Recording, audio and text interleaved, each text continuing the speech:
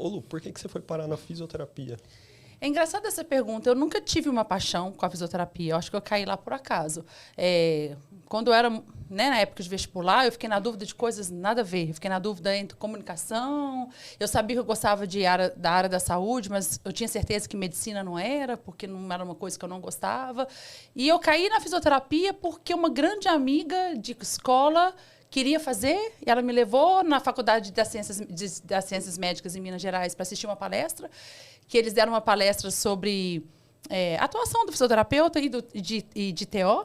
E eles deram uma sequência tão legal que eu saí de lá e falei assim, pronto, é isso que eu vou fazer. Primeiro eu faço físio, depois eu emendo o TO e é isso que eu vou fazer. Pela visão que eles me deram lá e foi um acaso. Eu queria ter 2 crefitos, cara. Tá vendo? Mas mal sabia o que era. E aí, assim, eu comecei a fazer fisioterapia. Mas não teve nenhuma paixão anterior, nada, não. Foi o acaso mesmo que eu me encontrei. Nem na infância, adolescência, um contato direto com alguém na família? Porque isso é muito comum, né? Ou você é um ex-atleta machucado, igual 60% dos nossos convidados, ou tinha alguém na família, algum vizinho? Nada. Foi assim, foi apresentada na palestra. Foi apresentada na palestra. E antes, na época de vestibular, eu tive... Olha, agora que eu tô lembrando as coincidências da vida. Eu tive uma dor nas costas que eu precisei fazer fisioterapia. E eu Sempre tá tem. vendo? Eu fiz fisioterapia, assim. mas não que foi um exemplo para mim, porque hoje eu paro para pensar, eu só fiz coisas que eu não tinha evidência. Você vai fazer a pergunta que eu quero fazer? Não, é que é exatamente o que aconteceu comigo. Eu tive uma lombalgia que eu fiquei de cama e o tratamento eu achei muito legal. E hoje, olhando, eu falo, ainda bem que a história natural da doença age, viu? O meu também, porque eu só ficava deitada dentro daquele forno de bia horas. Para uma adolescente pré-vestibular, a coisa que eu queria era dormir e ficar lá quietinha mesmo. Então eu nem vou te perguntar se eles utilizavam PBE, né, com você, porque eu também sou um ex-paciente.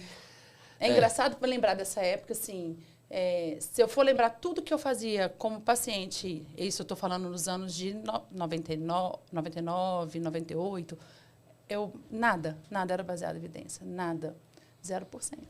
Nossa. A produção científica na fisioterapia era muito iniciante ainda nessa época, né? Se a gente for falar assim, acho que o primeiro curso de pós-graduação voltado para fisioterapia mesmo é da UFSCar ali em 96. Exato. Os primeiros 5 anos ali dessa produção científica específica no Brasil, né? Então, sim, fora. Mas acho que ainda estava engatinhando, né? Hoje é outro panorama. Hoje é outro. Que bom, né? Que bom. Evoluímos Que bom muito. que as coisas evoluem. Nossa, tá vendo? Todo mundo tem algum contato, alguma coisa. Como eu falo, eu também fui um paciente que não consegui voltar ao esporte. Notório que eu não consegui voltar ao esporte, né? Mas como que esse contato e essa identificação ali com o cuidado, mesmo sendo um paciente, acaba conectando a gente, né? O que mais te chamou a atenção ali nessa palestra para você falar assim, eu quero isso para minha vida, eu quero... Não, eu acho que eu sempre gostei de comunicar com pessoas e cuidar de pessoas. Acho que essa sou eu, né? Eu falo, o Léo sempre se for olhar a minha personalidade, eu sempre gostei de cuidar de pessoas, talvez, assim.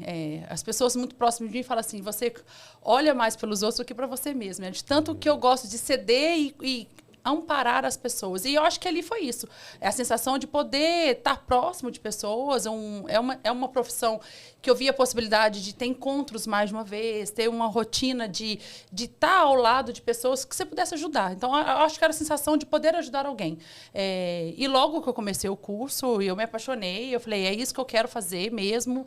Me encontrei, estou feliz. Nunca arrependi, nunca tive vontade de mudar, mas logo na minha graduação já me deu a vontade que talvez eu não seria tão fisioterapeuta clínica, que talvez eu ia mais para a docência do que para fisioterapia, atuar mesmo como clínica, porque eu tive uma paixão muito grande em ensinar durante a graduação. Então, dali eu falei assim, alguma coisa eu quero ser voltada para a docência. Você é aquela que pediu para apresentar o seminário, então. Não, olha que engraçado, no início não. A minha história começou de querer dar aula assim, porque eu sempre fui uma pessoa extremamente tímida, odiava falar em público, odiava com muita força e evitava de todas as formas. Tô me identificando muito, tá? Odiava com muita força, foi uma ênfase muito... Não, e eu evitava mesmo de todas as formas. E eu lembro que eu evitava mesmo, porque na mesma época eu era professora de Crisma. E eu lembro que eu não tinha coragem de apresentar nos encontros quando era no meu dia. Eu falava que estava passando mal, que eu não ia falar, de tão pânico que eu tinha em falar em público. Caramba! Quando eu comecei a graduação, eu fui aquela aluna que eu assustei de entrar na graduação. Porque quando eu me formei em escola pública, nenhum demérito por isso, mas quando eu entrei na minha sala, meus alunos, meus colegas de sala vieram das melhores escolas de Belo Horizonte, pelo menos a turminha que eu logo entrei. E aí eu lembro direitinho, a gente era uma cidade satélite de Belo Horizonte, chamada Betinha, então a gente ia de van ou de ônibus, e logo no ônibus eu lembro dos meus colegas falando assim, que eu vim do Loyola, eu vim do Santo Agostinho, que são escolas de ponta de Belo Horizonte, e eu ficava assim, eu vim do Marconi, do Municipal, né? Então, ali eu já me senti assim, eu estou atrás da galera, eu vou ter que remar um pouco mais do que esse povo, porque esse povo já está na minha frente em questão educacional mesmo, que eu me sentia para trás. Eu tinha passado em último lugar, que naquela época o vestibular era super concorrido para fisioterapia, era um dos mais concorridos. Volumosa de candidatos. Né? E eu lembro quando eu fui olhar a lista de aprovados, eram 60 vagas, meu nome estava no último lugar mesmo. Então, eu tinha aquela sensação assim, todo mundo que está aqui nessa sala comigo foi melhor do que eu nessa prova, então eu vou ter que remar. E eu fiquei com essa sensação, e aquela sensação assim, e agora eu vou ter que estudar para algo que eu vou ser, talvez, para o resto da vida. E aí eu comecei o curso assustada. Eu lembro que logo nas primeiras disciplinas, e isso me marcou, que foi o marco de ter mudado o meu padrão de estudar da minha vida, assim, que logo a primeira prova era de bioquímica. Começou legal já. Que tranquilo, né, Ciclos de Krebs, lembra daquilo? Olha aí. Faculdade amiga, né? E aquilo não entrava na minha cabeça. E eu lembro que eu estudava, via meus colegas falando, eu falava assim, gente, não vai rolar. Lu, vou te ensinar o ciclo de Krebs rapidinho. Aprenda o ciclo de Krebs, esqueça o ciclo de Krebs. Aprenda o ciclo de Krebs. Isso. Esse é o ciclo de Krebs. Hoje eu tenho noção disso. Mas no primeiro mês de faculdade, eu me enfurnei na biblioteca e ficava tentando absorver de qualquer forma aquilo, porque não entrava. E eu lembro disso, assim, eu nunca fui uma menina de tirar notas excepcionais em aula, mas também nunca fui de estudar muito. Eu tinha facilidade de pegar o conteúdo na aula e dali estudava um pouquinho e fazia prova. Só que nessa prova, com muito medo do meu desempenho perante meus colegas, eu estudei demais. E eu lembro até hoje a nota. Era uma prova valendo 18, e o professor foi entregando a nota e a galera 3, 2, 3, 2. Eu falei, gente, se esse povo que veio dessas escolas... Essa prova de ciclo de Krebs eu era dessa galera aí, pô, de tirou 3, essa 2. nota, o que vai ser a minha nota? E eu lembro na hora que o professor entregou, eu tirei 16,1, algo Uau. assim. Pra mim foi um uau mesmo. Eu falei Deitou. assim... E eu lembro, não tinha celular na época, não existia ainda. E eu lembro de sair da sala meio emocionado, corri no orelhão, liguei pra minha mãe, falei, mãe, todo mundo tirou 3, eu tirei 16. Você não virou pra sala e falou assim, eu vim do Marconi? Não, eu viraria muito. A minha timidez naquela época não permitia. Talvez hoje eu falava um chupa, né? Mas hoje não. Mas isso foi legal pra mim, porque virou uma chave. Que eu falei assim, opa... Se eu continuar estudando, dá para continuar indo bem. Vou tentar. E ali eu falei assim, eu vou manter o padrão. E eu fui mantendo o padrão e as notas foram saindo. E eu não parei mais. Então, assim, eu comecei a estudar demais e eu fui tirando só nota boa. Logo no primeiro semestre eu ganhei, na PUC, eles davam um certificado de destaque acadêmico do melhor aluno da sala. Então, logo no primeiro período, no primeiro semestre, eu ganhei um destaque acadêmico. E por causa disso... eu apaixonei com a disciplina de anatomia, me deu vontade de ser monitora, que eles estavam selecionando os monitores para o próximo ano. E ali eu fui me identificando com achar gostoso ensinar. E eu vi que a timidez ali foi sumindo quando eu precisava ensinar algo que eu dominava. Eu vi assim, quando eu tenho que falar em público, eu sou tímida, mas se for algo que eu domino, eu consigo. E isso foi me cativando cada vez mais. Então, eu fui monitora desde o segundo semestre até me formar. Toda disciplina que eu ia passando, eu me candidatava a ser monitora da próxima disciplina para o próximo curso, porque eu sou da primeira turma da PUC de Betim. Então, sempre tinha vaga de monitoria, porque sempre tinha... eu só concorria com a minha sala.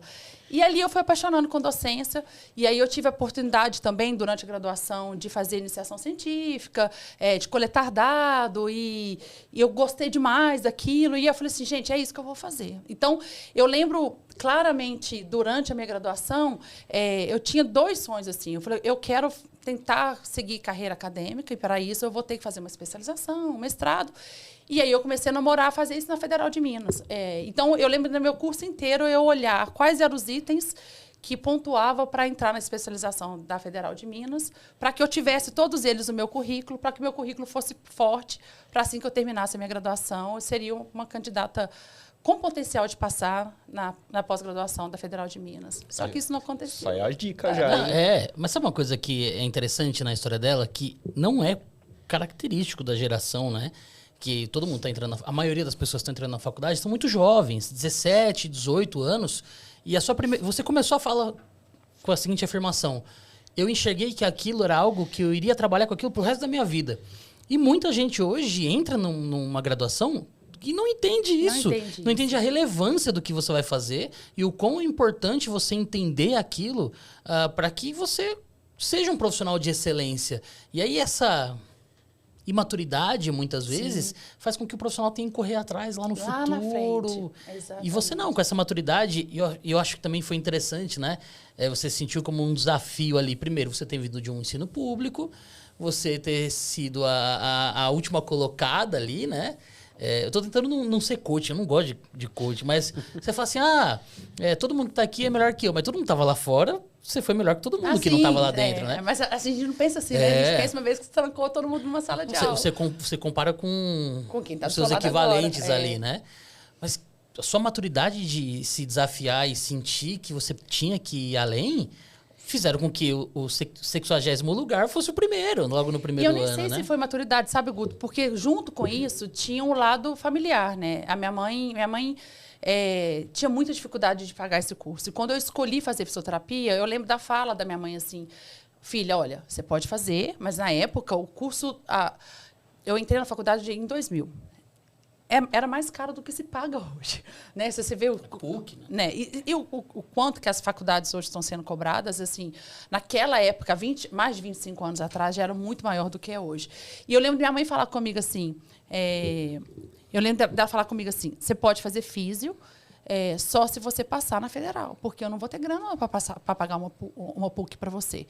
E na época, era o curso mais concorrido da federal. Era medicina, fisioterapia e comunicação. Lógico, eu não passei. No outro ano, eu tentei de novo e também não passei um monte de vestibular. Quando eu passei no da PUC, aí eu olhei para minha mãe e falei assim, não, mas não tem problema não, ano que vem tem mais, a gente tenta de novo. Ela falou, não, você vai fazer.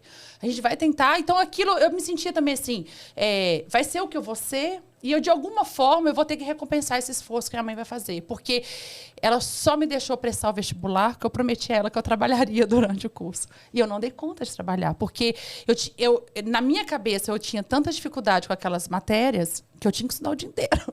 Hoje eu penso assim, não, daria para trabalhar, mas na minha cabeça não daria, e minha mãe foi deixando. Então, assim, as monitorias eram uma forma de eu ajudar ela com grana, os destaques acadêmicos, 2 vezes ou 3, se eu não me engano, eu ganhei desconto, porque se você era destaque acadêmico do curso, você ganhava meia bolsa. Então, ali eu fui também, quando eu comecei a ver que era vantajoso, porque eu estava aprendendo e ganhando com isso, e também eu tinha benefício para ajudar em casa. Então, foi um ciclo legal. Foi um ciclo temeroso, mas, no final, eu acho que moldou e eu sou grata a esse período que... Talvez se eu tivesse entrado muito no oba-oba de festa, como todo mundo entra, eu não sei se eu teria as sequências que eu tive de sucesso na minha carreira, que eu acho que muitas coisas foram abertas para mim ali na PUC, assim, de porta aberta mesmo. Não, e é legal que você estava tentando estar sempre um passinho à frente, que nem você fala assim, pô, você entrou ali, você viu que talvez você ia ter uma dificuldade e você já se preparou estudando um pouquinho a mais.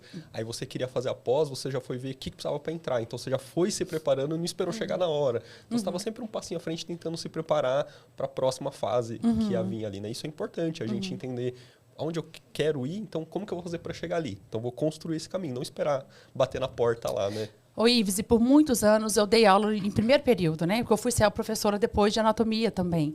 E eu também dei, antes de ser professora de anatomia lá no Unicídio, eu dava aula de prática baseada em evidência para o primeiro período do curso de fisioterapia. E eu falava isso para a moçada. Eu falei, gente, sempre contava a minha história e falava...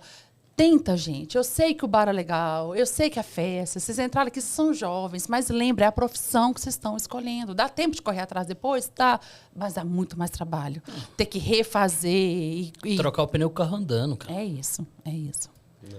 E você entrou na físio como muita gente, igual eu, me coloco nesse balaio junto, meio sem conhecer a profissão como um todo, né? Eu cheguei lá, eu conhecia que tinha a ortopedia, porque eu fiz, sabia que tinha desportiva, porque a gente vê os atletas fazendo, e era isso, eu não sabia nem que existia nem neuro. E a hora que eu cheguei lá, vi tudo aquilo que é a físio, né? Como que foi você se deparar com isso e escolher a área que você...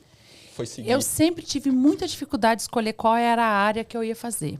Para ser sincera, eu ficava até brava com essa frase, porque assim, vai chegando um momento do curso que eles começam assim, a menina da neuro, a menina da respiratória, e eles vão separando os grupos, né? E eu ficava assim, eu não sou de nenhum grupo, porque eu gostava de tudo, eu realmente gostava de tudo.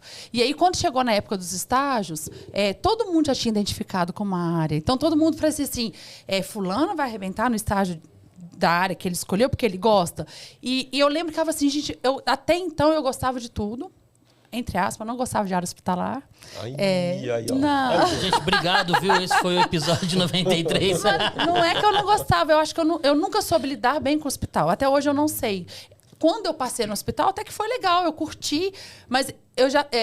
ali eu aprendi que não era um ambiente que eu sou forte para trabalhar. Eu não lido bem com morte, eu não lido bem com muito sofrimento daquela forma. Eu levava muito histórias para casa. Então, assim, eu até fiz bem, mas eu falei assim, não é isso que eu quero fazer. Eu acho que eu prefiro pegar um ambiente talvez mais tranquilo para mim, com personalidade. Mas eu tive muita dúvida se eu ia ficar na neuro, se eu ia ficar na ortopedia. Eu gostava muito de GO. E ali eu deixei. Mas acabou que eu segui pro lado da ortopedia.